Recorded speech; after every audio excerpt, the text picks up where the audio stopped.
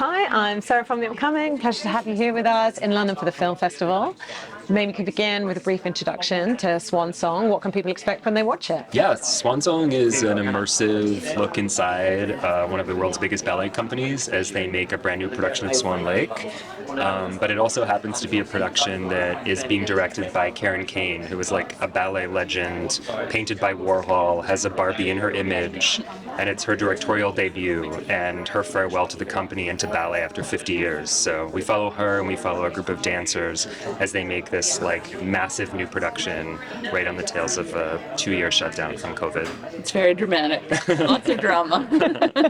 And tell us a bit about the genesis of the project. What gave the initial spark for the idea and why did you want to make the film? Yeah, I think it was more like we had an idea of the kind of project we wanted to make. We wanted to make something very like cinema verite driven, something that had like an organic arc that we could like follow unfolding in real time.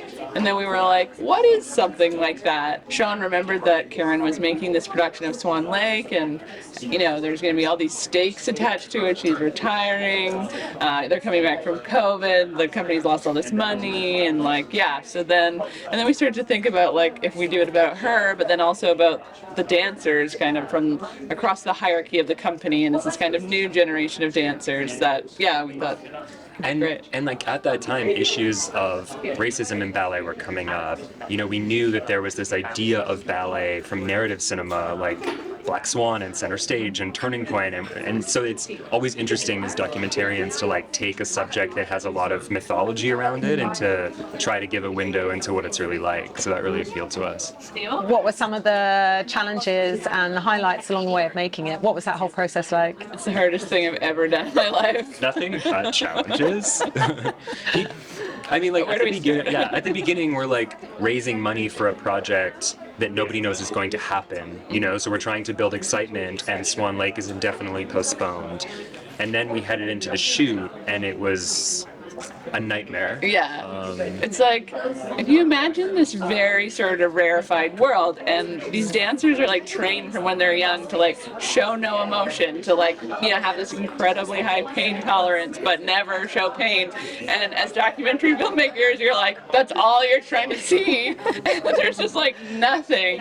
And so it's just about gaining access and sort of being there enough so we could, find those moments, but then also like explaining the world so people understood that even like, a micro movement of Karen's mouth, everyone in the company is freaking out. So it was like explaining that world so that people could understand where the drama was coming from. Mm-hmm. Yeah, and just getting access because they're so closed off. Like every day was a negotiation with every new person, and we wanted intimacy. We wanted to like go into the lives of the characters, really find out what drove them. So it was years of building relationships, and then we had 450 hours in the edit because we shot verite style to try to craft. So it was a wild process.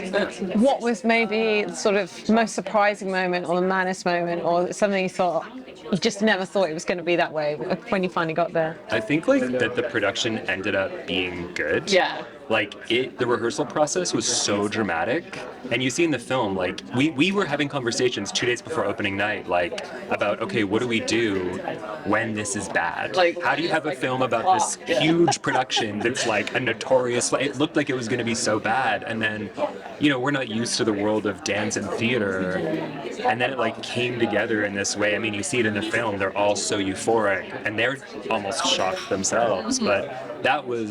We were like, wow, it felt like a miracle, and it plays in the film really beautifully. Ultimately, what do you hope people will take away from watching it? I guess it is a look behind the scenes, and like you say, people have so many strong ideas about what they think that dance world is like, and I guess some of it is true and some of it is completely false. Yeah, I mean, I think like one thing that we recognized while we were making it is like, we felt sometimes like, we were looking in a mirror because we were trying so hard to make something of a certain scale, and they were trying so hard to make something of a certain scale. And so I think a lot of themes of like, how hard do you work for art, and is it all worth it?